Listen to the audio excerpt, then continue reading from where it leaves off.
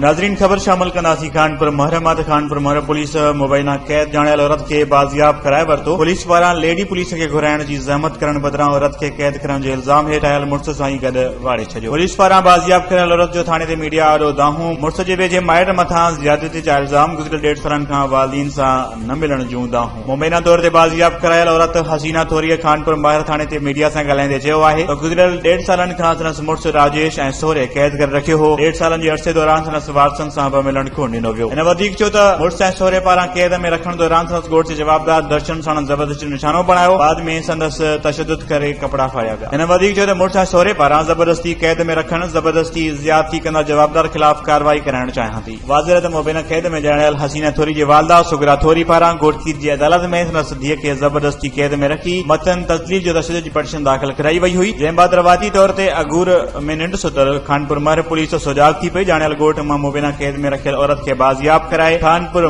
महर थाणे ते खणी आई आहे। पुलिस मूजिब बाज़ियाब कयल औरत खे अदालत में पेश कयो वेंदो। खबर आहे मठियारी खां पाकिस्तान पीपल्स पार्टी सिंध जे सर ते कराची खे मुमकिना तौर ते वफ़ाक़ जे ज़ेर इंतज़ाम ॾियण ख़िलाफ़ पीपल्स पार्टी ज़िले मठियारी पारां मठियारी प्रेस क्लब अॻियां एहतजाजी मुज़ाहिरो करे इमरान खान जे पुतले खे बाहि ॾेई साड़ियो वियो। मुज़ाहिरे जी अॻवानी ज़िले इंफॉर्मेशन सेक्रेटरी निसार सागर, पीपी तालका सईदाबाद जो सदर अब्दुल गनी मेमुण, वज़ीर मेमुण, लेडीज़ विंग अॻवान शाज़िया अता चांग, फारूक नवाब पोटो ऐं गुलाम मुर्तज़ा भुट्टो जो चवणु हो त वफ़ाक़ पारां सिंध सां मुसलसल नाइंसाफ़ियूं जारी आहिनि। पर हिन वक़्तु वफ़ाक़ पारां सिंध दुश्मन MQM सां गॾिजी कराची खे वफ़ाक़ जे ज़ेर इंतज़ाम ॾियण जी जेका साज़िश कई पई वञे उनखे कंहिं बि सूरत में बर्दाश्त न कयो वेंदो। पीपी वफ़ाक़ी पार्टी आहे पर सिंध जे वहदत ख़िलाफ़ हथ चुरान बर्दाश्त न कई वेंदी। वफ़ाक़ जेका कराची जूं सिर्फ़ 2 अस्पतालूं न हलाए सघी 15 ॾींहंनि अंदरि सिंध खे वापसि करे छॾियूं, उहे कराची खे छा संभालींदा।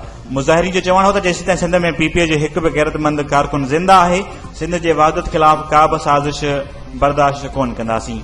ऐं ख़बर शामिल कंदासीं दाद लगारी में बड़ी अॻु मीरपुर मां थियल कोर्ट में हाज़िरी ते वेंदड़ इल्मदीन पिताफ़ीअ खे दाद लगारी पुलिस पारां खंभे गुम करण ख़िलाफ़ पिताफ़ी बिरादरी जे माण्हुनि जो शहर में हुसैन पिताफ़ी, लुकमान पिताफ़ी, सोनारो पिताफ़ी, बंगुल पिताफ़ी जी अॻवानीअ में SHO इब्राहिम सूमरो जे ज़ियादतनि ख़िलाफ़ एहतजाजी मुज़ाहिरो कयो। अॻवाननि ॿुधायो त बिला वजह असांजे नौजवान इल्मदीन पिताफ़ीअ खे दाद लगारी पुलिस जा एहलकार 2 ॾींहं अॻु रस्ते मां खणी गुम कयो आहे, जंहिंजो 2 ॾींहं गुज़री वञण बावजूद को बि ॾिस पतो नाहे पइजी सघियो। असांखे ख़दशो आहे त SHO किथे कूड़ो मुक़ाबिलो ॼाणाए असांजे नौजवान खे हाफ़ फ्राए न करे छॾे। उन्हनि वधीक ॿुधायो त असांजे नौजवान मथां को बि केस दाख़िल न हुजण करे पुलिस खंभे गुम कयो आहे। हुननि SSP घोटकीअ खां मुतालबो कंदे घुर कई त बिना देर नोटिस वठी बिला वजह गिरफ़्तार थियल इल्मदीन पिताफ़ीअ खे आज़ाद कयो वञे। होॾां SHO दाद लगारी इब्राहिम सूमरो ॿुधायो त मुंहिंजे एहलकारनि इल्मदीन पिताफ़ीअ खे गिरफ़्तार नाहे कयो ऐं न वरी असां वटि उहो मौजूदु आहे।